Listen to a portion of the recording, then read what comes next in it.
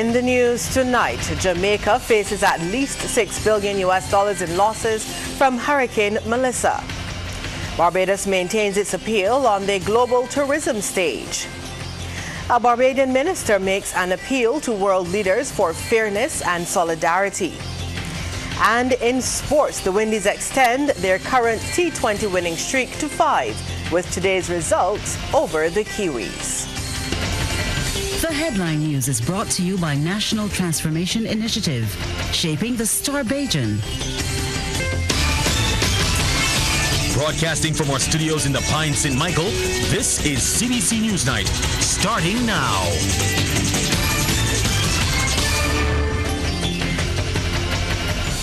Good evening, I'm Lisa Broom. Thank you so much for tuning in.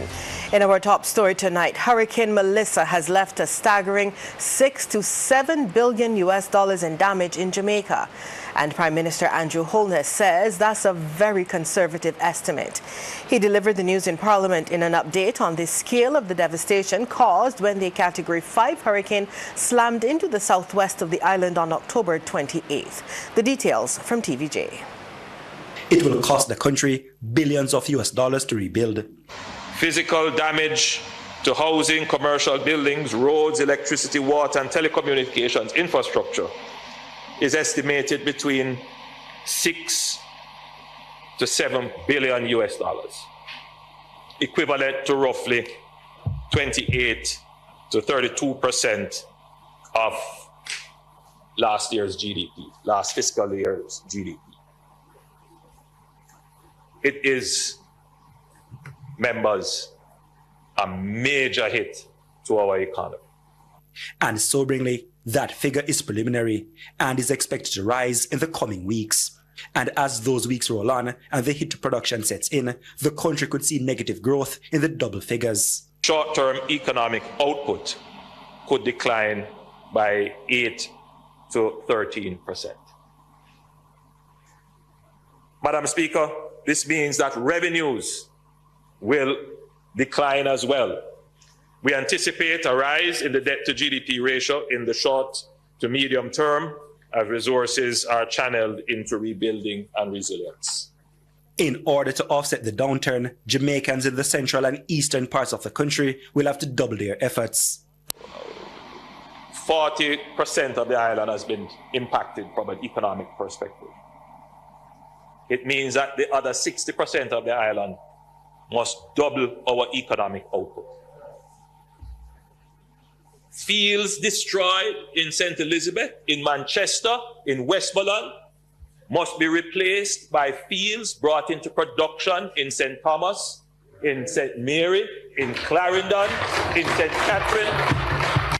But this call to Jamaicans to work harder so soon comes amid the background of complaints of national trauma. The Prime Minister had this to say. This is not insensitivity, it is necessity. Reviving production, reopening tourism, and restarting commerce are essential to restore incomes, rebuild confidence, and mitigate the wider economic shock. Those persons who are opposed to us going back to school and going back to work, get that out of your mind. Get the economy up and running right away. That is the only way we are going to be able to fund the recovery quickly. And we now take you to on-the-ground coverage from CBC's Crystal Hoyt in Jamaica, where many people are trying to get on with their lives. Across western Jamaica, the scenes are heartbreaking. Children line the roadways, their hands outstretched, pleading for help. Long lines wind outside Western Union offices as residents wait patiently to collect money from relatives abroad. Piles of debris litter the streets, reminders of homes and lives upended. The cleanup is massive, and for many, rebuilding has only just begun. Jamaicans are trying to adjust to a new reality in the wake of Hurricane Melissa. But for Antonio Mullings, moving forward is especially difficult. He's mourning the loss of his brother, who died on Tuesday during the storm. Feel bad. bad. Police never came. And the road was black. The police could have came. About 2 days after, before they get to the body. And 3 blocking up, then could get to move a body right away. We don't bury at it, you know. Mullings also recounted the events of that tragic day. I have to move from place to other places. And the whole of the animal we have in the do a shed tear off. Goat. Lose a couple of them, lose about 5 of them. He move from same building to another building. And a glass come and cut him and shoot. Fly and cut him and shoot. And drop and die.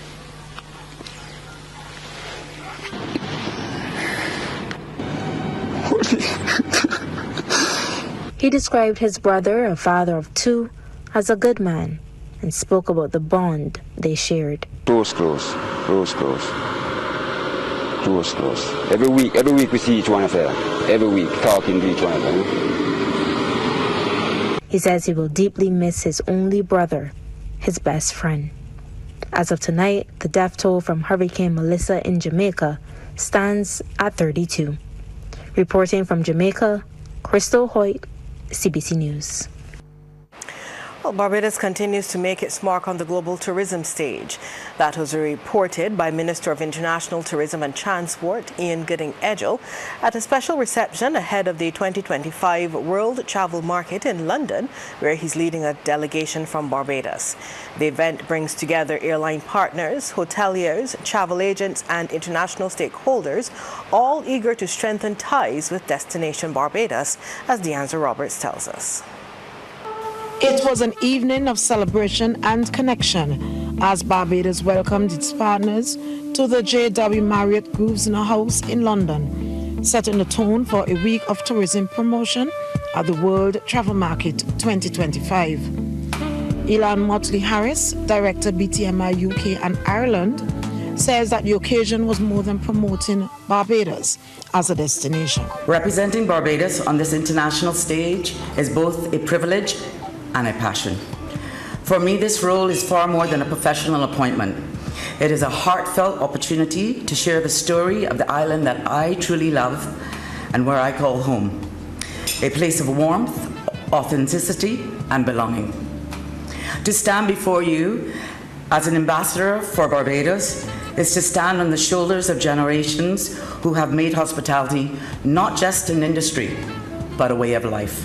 The theme this year, At Home with Barbados, reflects the island's spirit of warmth and belonging, a quality that Minister of Tourism and International Transport, Ian Gooding-Edgell, says continues to attract thousands of visitors from the United Kingdom each year. According to the Central Bank of Barbados' third quarter report for the period January to September of this year, the United Kingdom recorded arrivals of 160,749 to Barbados. Based on preliminary forecasts from hoteliers and the trend in airline bookings, it is clear that Barbados is once again poised to welcome even more UK tourists for the forthcoming winter season. He detailed major new investments transforming the tourism landscape, from new hotels to expanded port facilities and community-based programs. I am pleased to report that several new hotels are under construction in Barbados and are scheduled for completion within 3 to 4 years.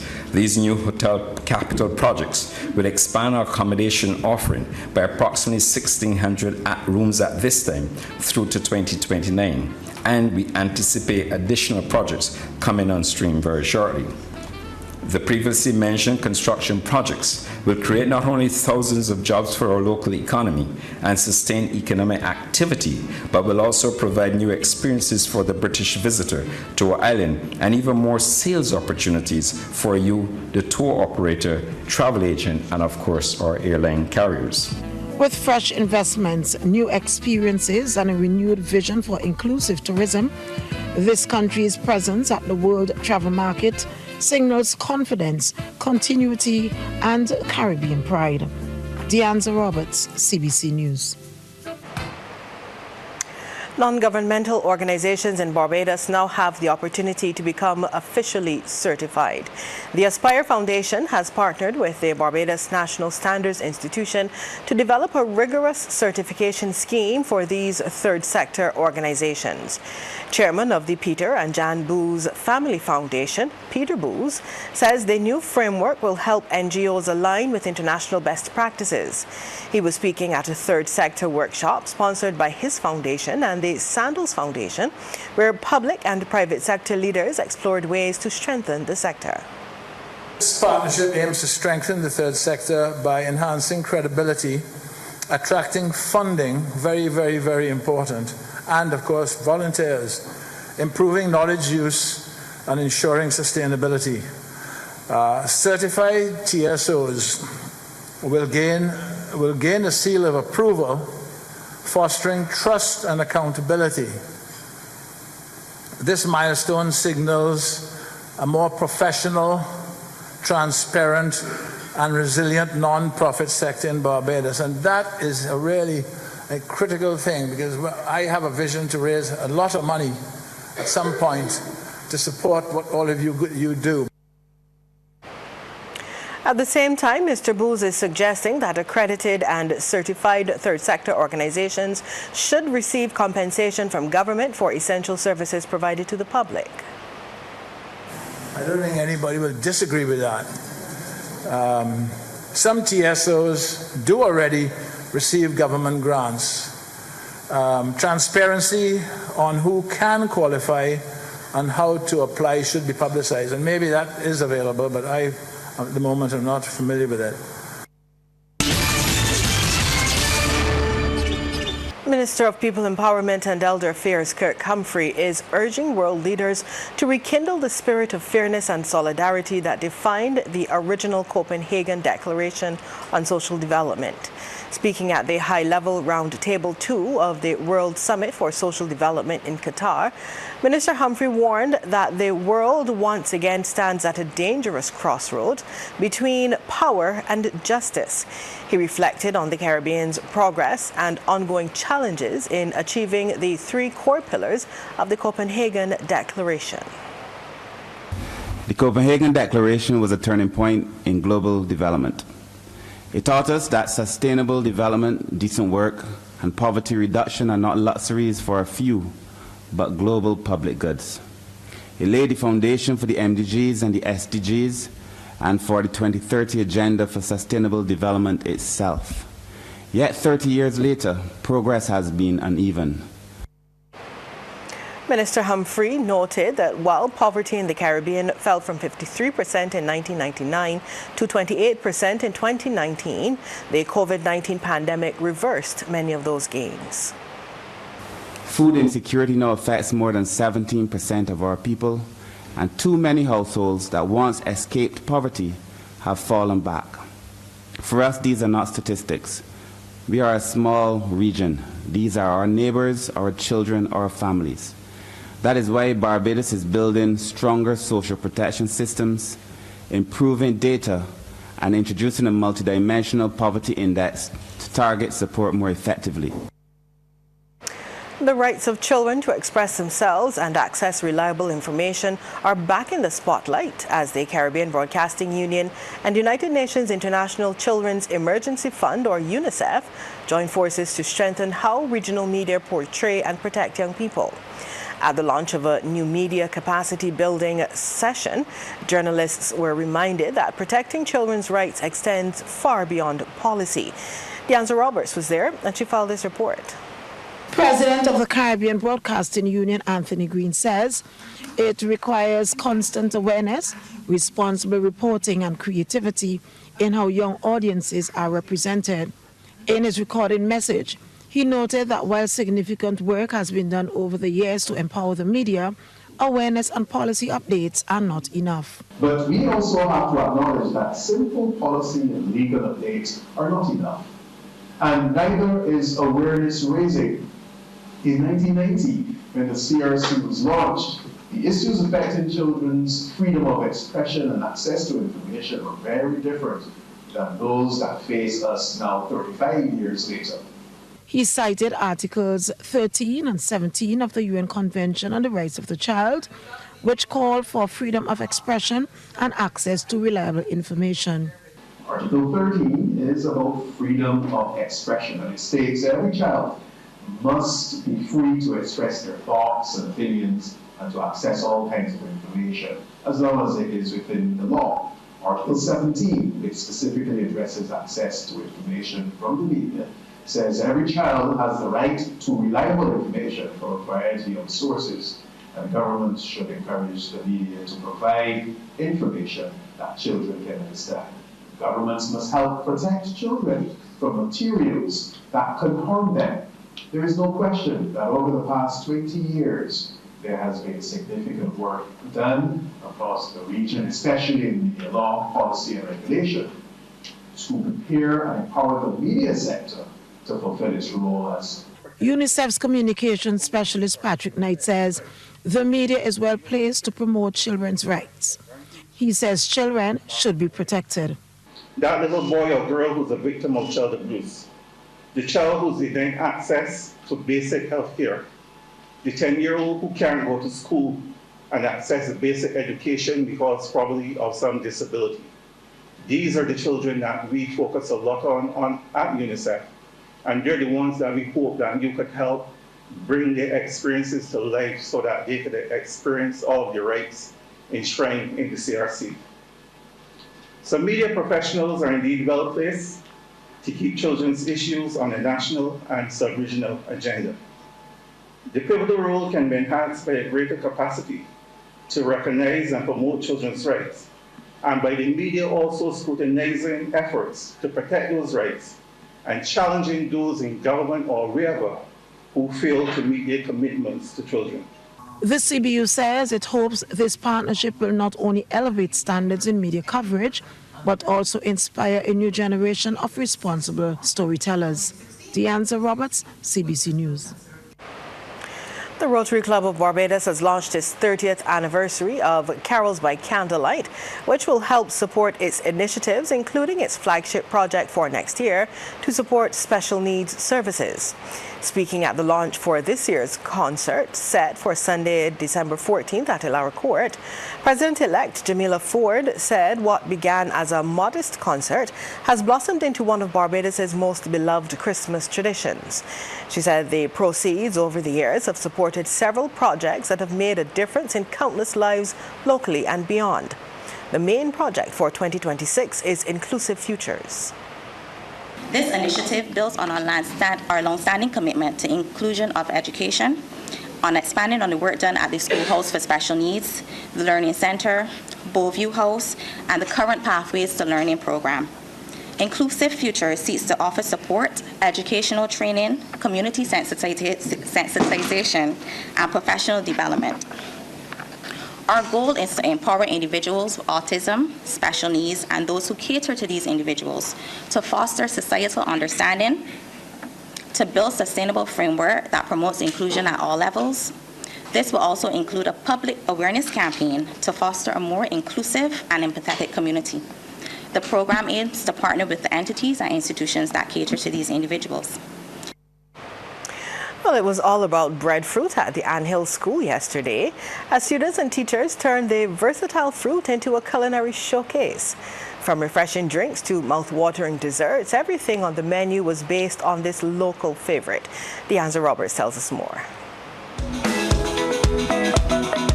At the Anthill School, the classroom turned into a kitchen and breadfruit took the spotlight. From breadfruit chips to breadfruit punch, students proved that this traditional staple is as versatile as it is delicious. Principal of the school, Imelda Bell, says they wanted the children to appreciate local foods and learn that breadfruit can be used in many creative ways. As part of the Breadfruit Week, we're specifically doing today to do sampling, where our home ec department, along with our students, they would have come up with a menu of items or dishes that they wish the school, the wider population of the school, to sample, because we want to highlight the importance of this indigenous fruit or breadfruit and how versatile it is. Home economic teacher Faith Griffith says the initiative forms part of the school's ongoing effort to promote healthy eating and highlight the importance of agriculture and self-sufficiency. With such discourse taking place as it relates to sustainability, we thought it important to provide information for our students, for them to also see the importance and the versatility of the breadfruit. As you can see, our backdrop, we have beautifully decorated by some of our staff and students, and we just wanted to give them a chance to see the different ways that breadfruit can be prepared and give them that culinary experience. Student Soraya Clark-Gray says she will keep pushing herself to do what she loves best. So I had a lot of experience with my home ec teacher Griffith. I was preparing all of yesterday and this morning, and it was good. I'm prepping, so I feel like I can push myself to continue doing what I choose to do. By the end of the day, the aroma of fried breadfruit filled the air, while the smooth taste of the punch was testament that we should have a renewed sense of appreciation for this Caribbean gem. Deanza Roberts, CBC News. Sports Night is brought to you by Power In. Pause is power. And by Dasani. Live first, Dasani after. Sports time now. Damien Best joins us with the details. Good evening, Damien. Yeah, good evening to you, Lisa. Good evening to our viewers and listeners. Harrison College secured the boys' crown with 174 points, while they are sharing the girls' title with the St. Michael's School on 223 after today's Power 8 Dasani BSAC cross-country finals at Peg Farm in St. Joseph. CBC's Anna Goodrich Boys takes a look at the senior events. 123 competitors were on the line for the senior boys 4K run. Peg Farm in Easy Hall, St. Joseph is where we set the scene. The athletes were bunched together in the early stages, but once the dust settled, the Harrison College star boy was out front, and there were no challengers in sight. Luke McIntyre in the boiling sun brought all the heat with his feet to win in 15 minutes, 48.10. The battle was on for a second, and it was a close finish right to the end. Dylan Headley of the Alexandra School took silver in 16 minutes, 2.62. Third went to Nathaniel Nurse of the St. Leonard's Boys, 16 minutes, 2.85. The senior girls followed 98 athletes off and running. Like the boys, the girls were bunched as well. The big names at the front, Dania Skeet, Shanicia Bryant and Alexis Lashley. But in the end, it was all about this young lady, Ashlyn Simmons of the Alexandra School. The winning time was 9 minutes, 10.40. Lachey Wilkinson of Princess Margaret was second, 9 minutes, 22.65. And third went to Alexis Lashley of the St. Michael's School, 9 minutes, 27.07. And more Goodrich Boys, CBC Sports. A locally designed table game is taking a creative spin on life's journey, including lessons in entrepreneurship. Called Roundabouts of Life, it's the brainchild of educator Nicole Howell and forms part of the portfolio of Cole Vaughan Enterprises Incorporated. The game is designed for both children and adults and delivers lessons in an engaging way. Trevor Thorpe spoke with the creator and he filed this report. The game is set on a map of Barbados and is designed to represent the ups and downs of life. Roundabouts of Life, it teaches you basically that if you don't learn a lesson the first time in life, you have to redo it. Is that true? Most times you have to redo the task if you don't really learn, because somebody will hurt you again, or you have to keep you will keep failing if you don't learn to, be bold, be strong, etc. It encourages entrepreneurship. So people get $200,000 for starting a business. They get $350,000 for innovating a product that no one ever innovated. So it's encouraging people to know that they can actually create things, create services, and make money. Recognizing the surge of digital and electronic games, the creator explains that Roundabouts of Life is crafted to help people connect. What we had done is that we were trying to work on an app that we can actually have people in different locations in the world, because the game has traveled to England, Trinidad, St. Kitts, etc. as well. But we wanted to have people playing against each other on an app, a mobile app. However, that costs funding, so we have to hold on that for a bit. But I really purposely put it as a board game to get people to talk to each other, because even on an app, you really don't still get to socialize, to feel people, to hear their tones, to hear how they respond when they pull a card, things like that. Ms. Howell says Roundabouts of Life is available locally, but it has been difficult getting it on shelves overseas. We have some people in Trinidad who have it. A lady from London had purchased it. But I just want to say this again. Another challenge was when we were trying to ship it out. It was just so expensive to get them shipped out to the people. So, these are some of the challenges that small businesses will face then in trying to get these overseas to be able to be resold. Apart from Roundabouts of Life, Colvin Enterprises Incorporated has a freighting arm as well as a catering service. Trevor Thorpe for the Business Report. International business now. Starbucks says it will sell control of its China operations to investment firm Boyu Capital in a deal valued at $4 billion. It's one of the most valuable divestments of a China unit by a global consumer company in recent years. Under the agreement, the companies will operate a joint venture. Starbucks will continue to own and license the brand and intellectual property to the new entity. Starbucks expects the total value of its China retail business to exceed $13 billion. Sports Night is brought to you by Power In. Pause is power. And by Dasani. Live first, Dasani after. Damien Best is back with the second half now. Damien, over to you. Yeah, thanks so much, Lisa. Well, defending girls champions Harrison College and Queen's College boys both advanced to the semi-finals of the National Sports Council Under-19 volleyball competition. AHC defeated SMS, while QC got the better of Dighton Griffith. CBC's Anna Margaret Boyce reports. Harrison College versus the St. Michael's School in the blue and green. This is quarterfinal action in schools volleyball. The girls from Crampton Street meant business from the start. Talia Sandyford with the kill. HC were also good on defense as well. SMS looking to get on the board. Good build up, but the kill is blocked at the net. Sandyford came to play, and she did just that. Here she is, finishing off this play with a kill down the middle. SMS had a few moments as well, and this was one. Too hot for Serenity Miller to handle, but in the end, HC won the match 25-14, 25-12 to advance to the semi-finals. Boys action now. Queen's College in the red and white up against Dighton Griffith. Josiah Gill with a clever touch. That's brilliant.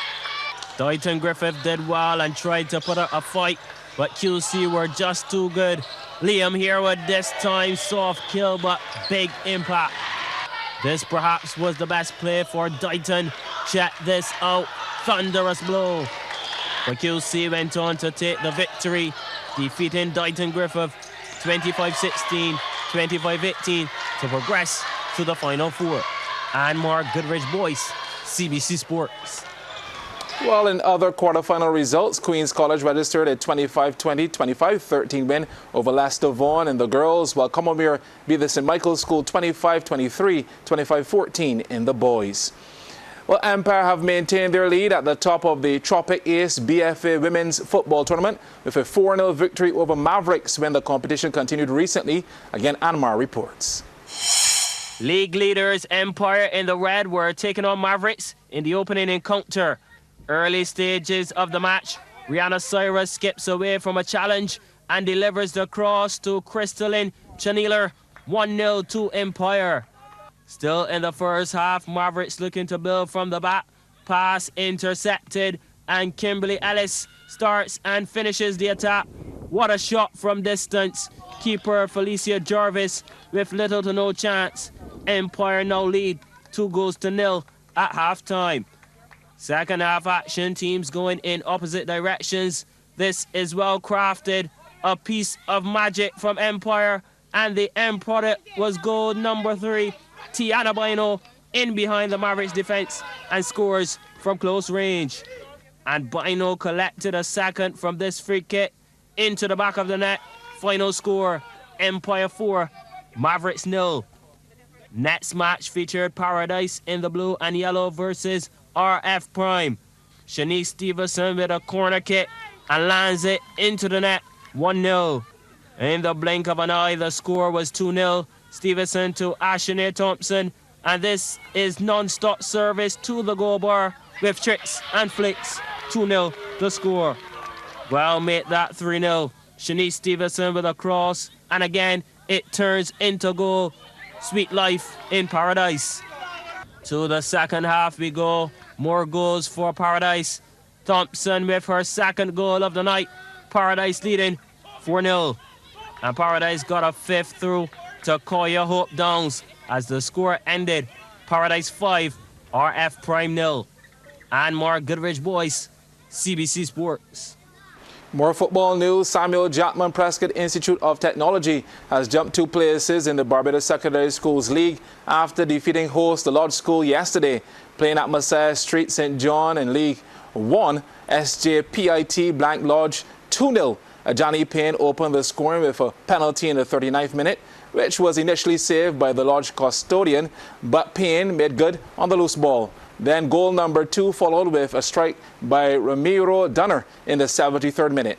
What seemed like a routine cross bobbled into the bars off the thigh of an unmarked Dunner. The result lifts SJPIT to 4th on 7 points, while the Lodge are still winless after 4 games. St. George lead League 1 with 13 points, while Frederick Smith lead League 2 on 16 points. And that is my time for sports tonight, Lisa. It is back over to you. Well, that's news for tonight. On behalf of the entire team, thank you so much for tuning in. Good night.